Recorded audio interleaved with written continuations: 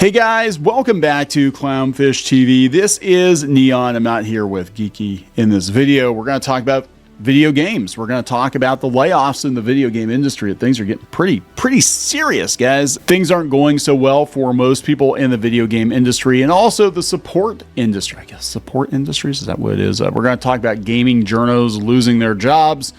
We're going to talk about the future of the video game industry and course correction. I think that's what this is all about. I think it's all about course correction. But they better course correct pretty damn quick because there have been a lot of notable AAA misfires in the last year. A lot of people not trusting new games, whether they're coming from a major studio or they're independently developed.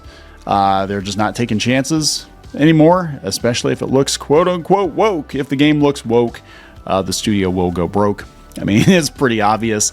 And we did a video yesterday talking about Hollywood and how they had to pivot away from the wokeness and the video game industry. It seems like it's taking a little longer for them to get that memo. I don't know what's going on here, but they better pivot pretty damn quick because they're running out of time. They're running out of players. They're running out of customers. I mean, thousands, tens of thousands of people in the video game industry have been laid off. Gaming journalists are getting laid off. I think the entire industry is getting reset, is what I think is going on. I think we're hitting the reset button on the entire video game industry, and there will be room for talented developers. There will be room for talented and truthful gaming journalists and personalities covering the video game industry, but there's not going to be any room for a lot of the people that have worked in the industry 2014, 2016 through last year. Yeah. No studios, yeah, they're going to be gone.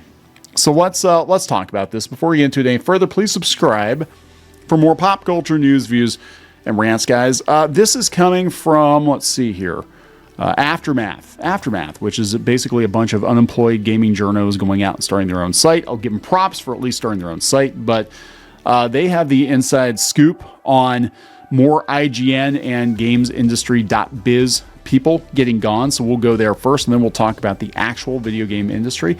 Before we get into that, though, check out clownfishminus.com. Check out our merch. Join our plus minus club, and you can get exclusive content over there. And also, if you go out to clownfishtv.locals.com, more of the same. We actually mirror that content over there if you prefer to support us over on Locals. So this comes from Aftermath. Nathan Grayson. I think he used to work for Kotaku or Polygon or one of those sites. I don't know. They all kind of blur together, and I think a lot of these sites are going to be gone. They're going to be gone next year because I think they're hanging on long enough to try to siphon as much of that Q4 ad revenue as they possibly can before their corporate owners just call it a day. That is my feeling on it. We'll see. We'll see what happens. Anyway, IGN, GamesIndustry.biz, and Humble lose key staff to soft layoffs. In late October, Ziff Davis made an offer to its staff. Organic revenue, read an email to employees, had declined by 10% since 2021. It could be a whole lot worse. Necessitating cuts. Like others in the industry, the company proposed a series of voluntary buyouts to those who may be ready to move on, explore new opportunities, or just take a break. In other words, layoffs, but employees get to choose whether to disembark the sinking ship now or potentially get thrown overboard later. That's that. I would take the buyout personally. The end result, as we've seen, is the same. Publications lose key people, and those remaining wind up spread increasingly thin. It doesn't matter. It's a skeleton crew. They're keeping these websites online as long as they can, as cheaply as they can, until they pull the plug. You are manning a Kmart as the inventory is disappearing from the shelves and not being replaced, or just another day at GameStop. You know what I'm saying? Like that's what it feels like for a lot of these places, right? They're working at GameStop. So Kat Bailey, who is IGN's news director, who previously ran the Gamer Network site, US Gamer. So yeah, they bought the Gamer Network. IGN bought it, and they shut a bunch of the websites down. She announced her departure today. Additionally, Aftermath has learned that Simon Maxwell, CEO of Gamer Network, has also taken a buyout and will be leaving the company. It said, yeah, gaming-related properties that have been hit by Ziff's soft layoffs include IGN, GamesIndustry.biz, and Humble Bundle. How is there anybody at Humble Bundle? Well, I know they had their own publisher, and they shut that down too. In the former two cases, multiple employees have publicly announced their impending departures. Announcement time next week is my last week at IGN, said senior news editor Alex Stedman. As for what's next, I'm honestly not sure, but what's become abundantly clear to me is I really need a break. I'm beyond lucky to have been working consistently in entertainment journalism from the age of 20, but after 12 years largely in a news grind, I'm exhausted. And it's time to take a breather and consider my next moves.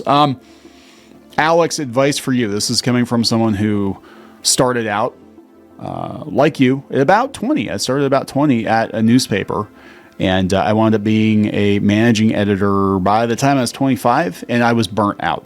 And yeah, it was 12, 16-hour days, constant grind for very little money, relatively speaking, and it will chew you up and spit you out. Here's another one. This is GI Biz head Christopher Dring. I'm leaving GamesIndustry.biz at the end of the month. It's been quite the 8-year journey. I love the industry. I love business media, and I'll be back in 2025, although what that will look like has yet to be worked out. Podcast. Everybody's going to do a podcast, right? Because websites are kind of like, is there any point? These are veterans opposed to the more easily replaced up-and-comers. They're not alone. It doesn't matter. I mean, that's a sad thing about it. I mean, I'm not saying that I don't know these people. I have no idea who these people are. But, like, the internet doesn't discriminate unless you're Google. Google definitely discriminates. But, like, it doesn't matter if you've got 30 years doing something. They flip the switch and you're not the new hotness anymore. You're done. You're done. The algorithm doesn't like you. You're done. It doesn't matter how long you've done it.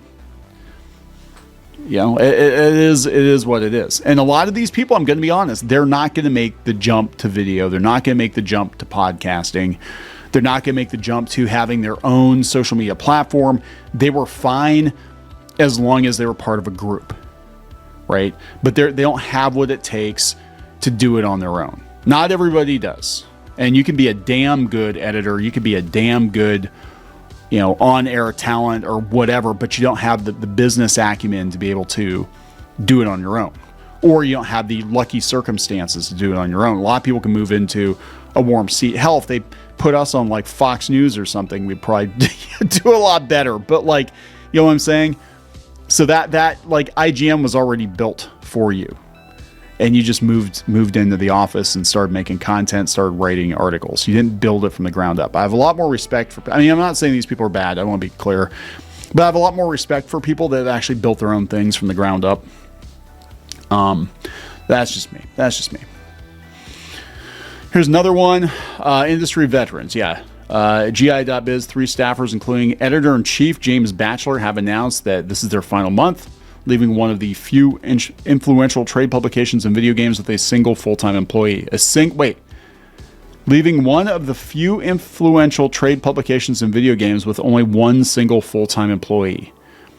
What the hell? A current IGN staff member who was granted anonymity because they were not authorized to discuss these matters publicly told Aftermath that while their site has not been decimated, at least 6 people have accepted buyouts. As for Humble, exact numbers are unclear, but one current Ziff employee and one former Humble employee told Aftermath that a lot of Humble staff have taken buyouts. They're going to shut it down, aren't they? Because they had Humble Games, and they actually published some pretty good stuff, and a lot of these people are like SOL. They don't have a publisher now for their games. It said, yeah, multiple game studios were left in a state of uncertainty. Remaining employees at Ziff-owned gaming properties aren't sure what the future holds. I think the big thing for me is they haven't really communicated plans as to how they're going to fulfill that work. We're just kind of at sea. Some of the folks leaving filled very essential roles. Management has also, as you've seen, fired 2 other folks in the last few weeks, laid off 3 others, and we've been on a hiring freeze. We're strained. Yeah, because they're not going to keep you.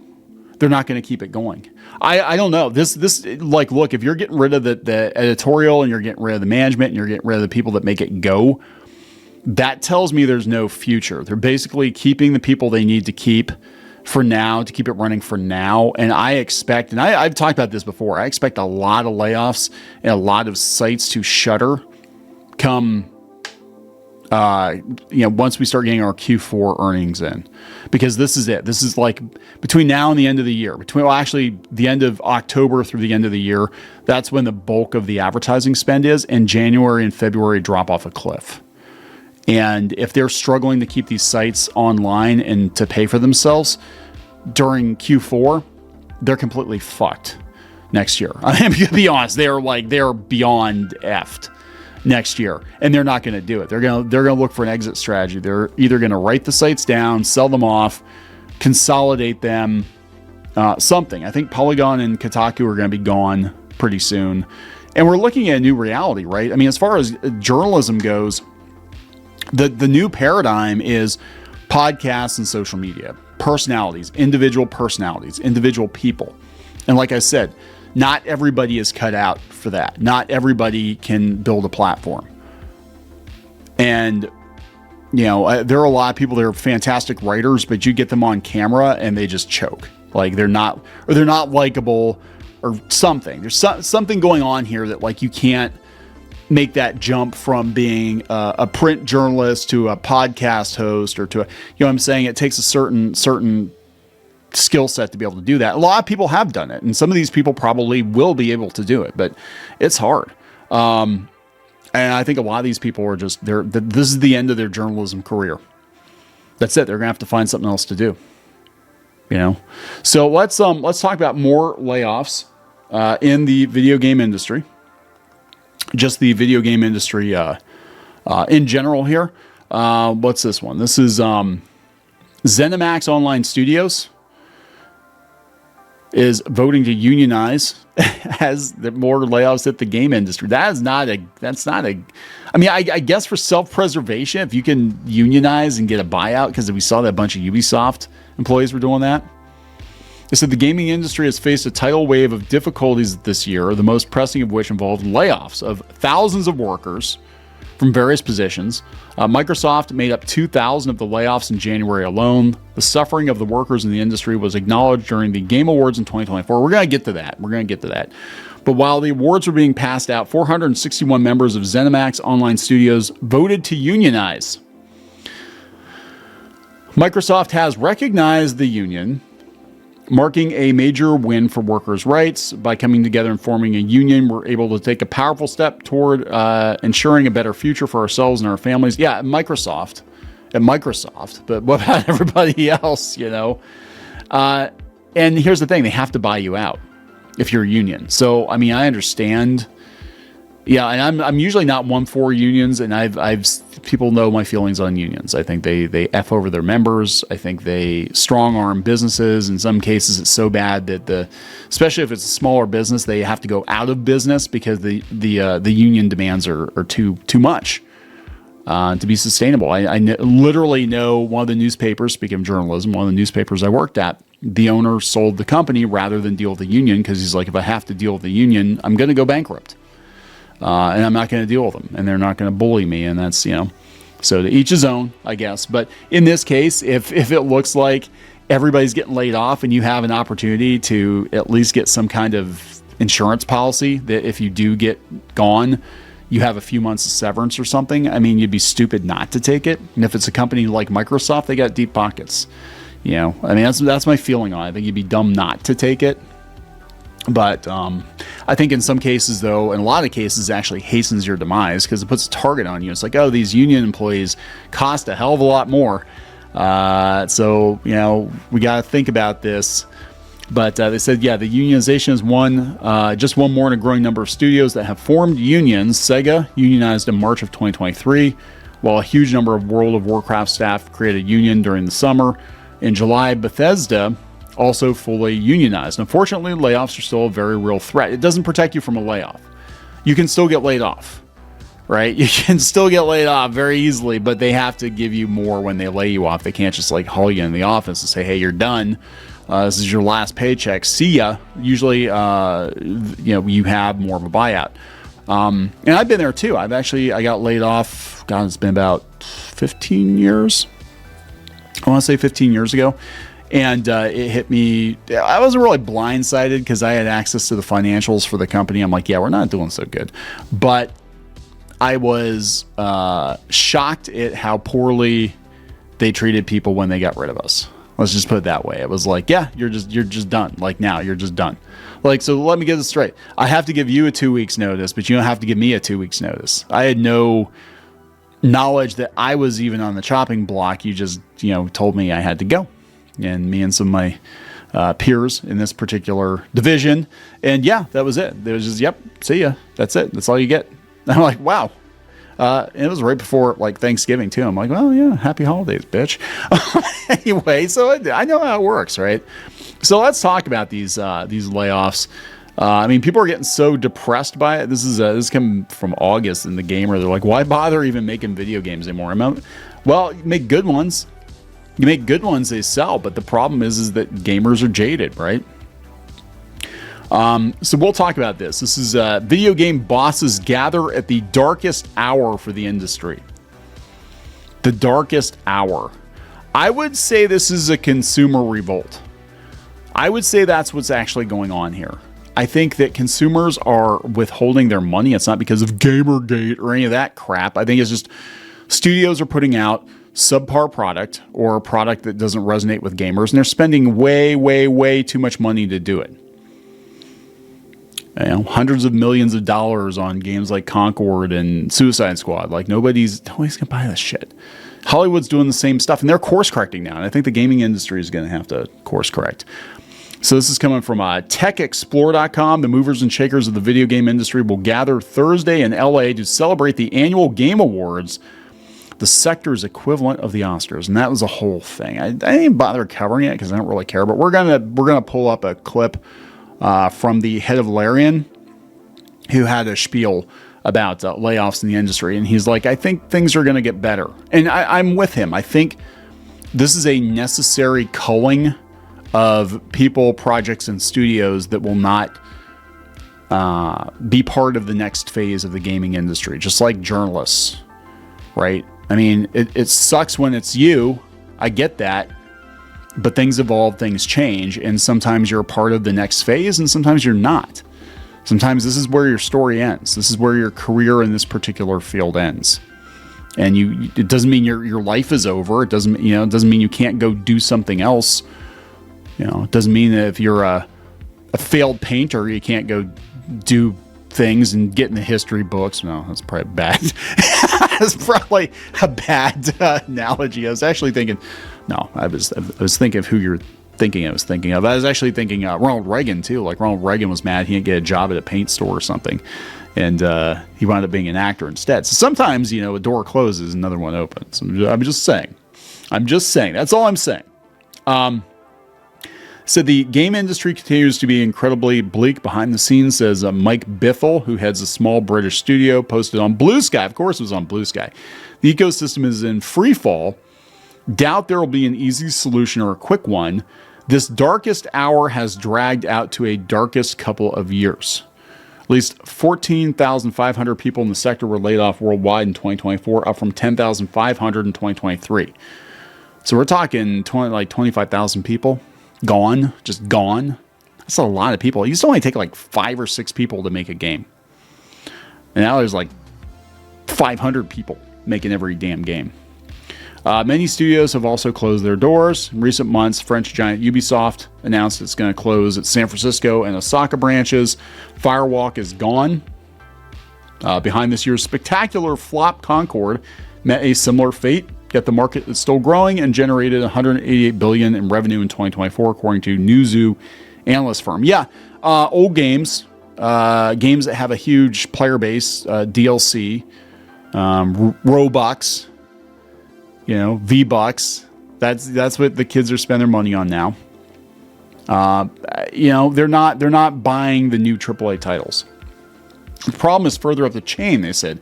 Studios and publishers are struggling to raise funds as investors flock to sectors they view as more profitable, like AI. Well, when you churn out a $200 to $400 million flop, why the hell would they give you money? As a result, the big fish in the sector are looking to diversify. Nintendo had a success with the Mario movie. Others are pushing for small screen audiences for like Fallout or Secret Level. Let's see here. The industry has had its share of surefire winners. Call of Duty, Fortnite, Minecraft, Grand Theft Auto are still big winners for publishers. It's difficult for new games to break into what is a very established marketplace. But yet, Pal World was able to do it. Helldivers was able to do it. Black Myth Wukong was able to do it. Stellar Blade was able to do it. I'm just saying, we need to reword that a little bit. It's very difficult for new woke games to break into what is a very established marketplace. Actually, I am going to say that things have never been better for people that want to roll the clock back and want to do more traditional games, because gamers are hungry for that. Again, Hollywood has learned this lesson already, and they're starting to pivot. It's easier to pivot when it's movies and TV than it is for video games that take significantly longer to develop in a lot of cases. But the market's wide open. Just give people good unwoke games that preferably that are complete at launch. That's all you have to do. That's all you have to do. Conventionally attractive heroes, addictive gameplay, make sure it's polished. You know, sometimes you don't have to reinvent cuisine. Sometimes you just have to cook a steak very well. That's all you have to do.